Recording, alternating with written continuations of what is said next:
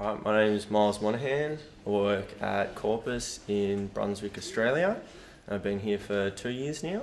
My best mate basically was working for a mini entrepreneur sort of guy. He owned a couple of bars, he owned a tattoo shop as well, and I got introduced to him that way. And he basically was in it for the money, so he needed more hands on deck. So he gave me a job as soon as he met me. So that's basically my introduction into the industry. I got taught how to set up a machine, and then he sort of, for one reason or another, had to leave the shop. So that's all I was sort of taught. So it was a struggle. I mean, that's the way, you've got to eat shit at the start to get into the industry. So it's the way most people get in. But so it was sort of just playing it day by day, taking things nice and slowly until I finally moved shops and started to learn about actually how to tattoo more than just, setting up a machine and going for it. Yeah, I always loved to draw and that sort of stuff, but for some reason or another, I always thought being a tattooist was just too much of a dream, that you had to go to, university and get a degree and wear a suit and do all that sort of stuff. Like, my family's pretty strict like that, but once I finished school, I sort of realised that it's not actually quite that straightforward, that if you really do want to get into tattooing, that you can. I was getting tattooed a lot, even before I left school, so I think a lot of guys sort of pushed me saying, get some balls and go for it if that's what you want to do. So I think, it was definitely there, and just when I got older, the realisation I could get into it was, I sort of guess I just realised it. So they, when I told my mum that I was going to be a tattooist, she just sort of welled up pretty badly, started crying. Dad just didn't really want to know too much about me becoming a tattooist. They come from an Irish Catholic background, going to church every weekend and that sort of stuff. So it was a bit of a shock to the system, but now they both support me being a tattooist. They see that it's an art form now. They've both been tattooed by me now, so now they're really supportive of me doing it and that sort of stuff. So, but at the start it's tough, but I know if I have kids, I don't want them running out getting covered in tattoos straight away either. You want everybody to sort of think things out, so when you've got a 15-year-old son running around getting tattooed and then he becomes a tattooist, all parents are going to think the worst. I don't tattoo anywhere sort of below the wrist or sort of above the shoulders unless you're heavily tattooed, and it does look really what's the word?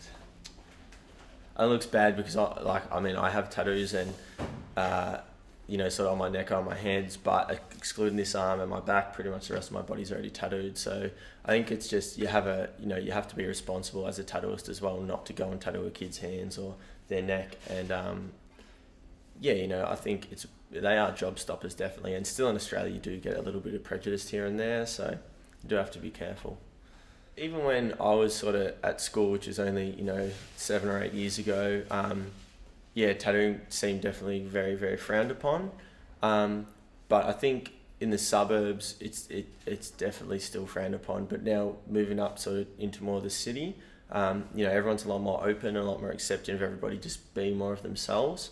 So in the city, I feel, it's really, it's actually quite well accepted. But out in the suburbs, it's still, white collar, so people don't really sort of like them that much. I'm inspired to tattoo.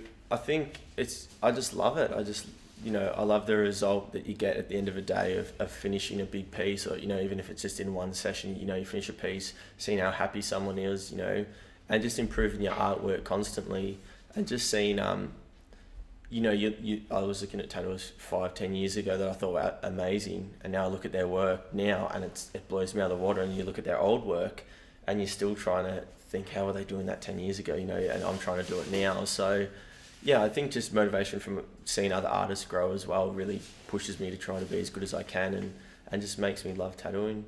And I work with some of the best people I've met, guys and girls that just inspire me day in, day out. So I work in a great environment, so I can't complain about anything really.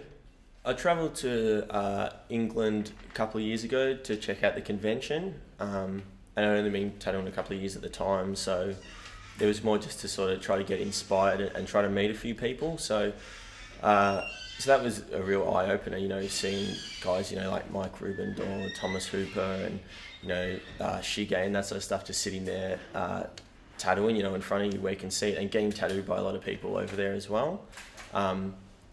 and I did a little bit of travel to New Zealand. It's pretty close. So I travelled just to get tattooed. So this year, my partner and I, we decided we're going to go to London for a little bit. We're going to work over there, and start to try to get that going.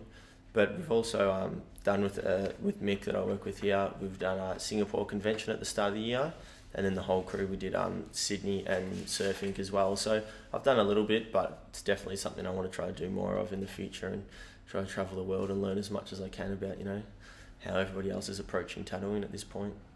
My first tattoo is actually probably my most important one. I had it when I just turned 15 and my grandma had passed away, the memorial tattoo. So yeah, I mean, that was definitely my most important one to me, and I'll never get rid of it. It's a small one on my wrist, but it's pretty cool.